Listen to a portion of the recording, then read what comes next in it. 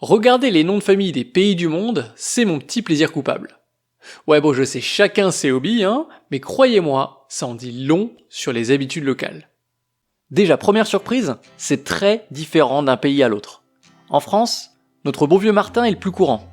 En Chine, c'est Wang, qui est aussi le nom le plus porté au monde, tout simplement.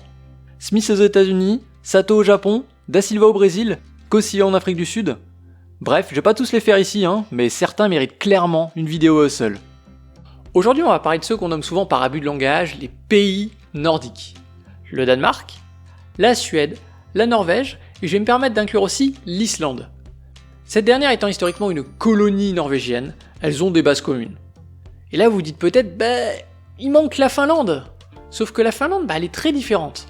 Déjà, elle fait pas partie de la Scandinavie, qui ne contient que le Danemark, la Suède, la Norvège, et c'est tout. Et en plus de ça, le finnois, c'est une langue de la famille ouralienne, proche de l'estonien, alors que les autres sont des langues germaniques. C'est pour ça que je vais me permettre de la laisser de côté, mais ça n'a rien de personnel. C'est promis. Pendant longtemps en Europe, il n'existait pas encore de nom de famille fixe comme aujourd'hui. On avait un prénom et parfois un complément. Ça pouvait être le métier, le village d'origine ou un surnom par exemple. Petit à petit, ces compléments sont devenus de vrais noms de famille. En Scandinavie, le principe était un poil différent.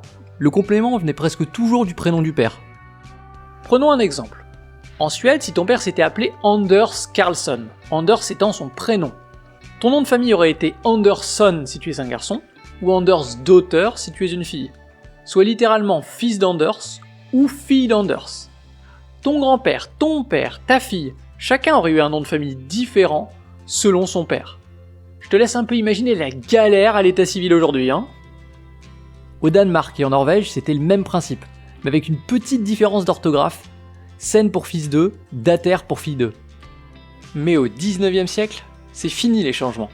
Les pays scandinaves ont adopté des lois pour figer les patronymes en véritables noms de famille. Résultat, aujourd'hui on a encore des milliers de Son et de Sen. Mais ce ne sont plus de véritables fils d'eux. Ouais non, c'est pas ce que je voulais dire. Du coup Christian Eriksen pour les fans de foot c'est Christian fils d'Eric. Et pour ceux qui aiment le badminton comme moi, Victor Axelsen c'est Victor fils d'Axel. Alors qu'ils ne sont depuis le 19e siècle plus vraiment leurs fils.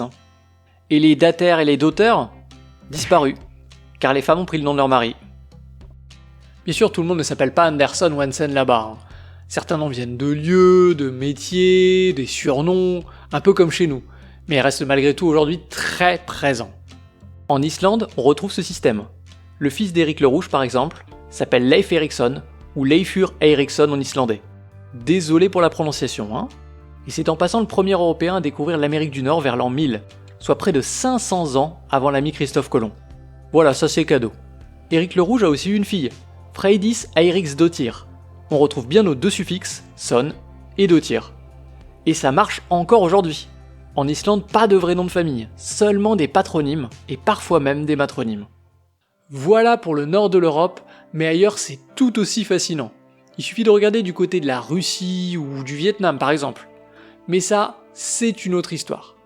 C'est à la fin de cette première escale au Fort Malon, c'est la première vidéo de ce genre que je fais, alors n'hésitez pas à me dire en commentaire si ça vous a plu, et si vous aimeriez d'autres vidéos sur les noms de famille par exemple. Ça m'aidera à m'améliorer. Quant à moi, je vous dis à très bientôt pour un nouveau voyage. Salut!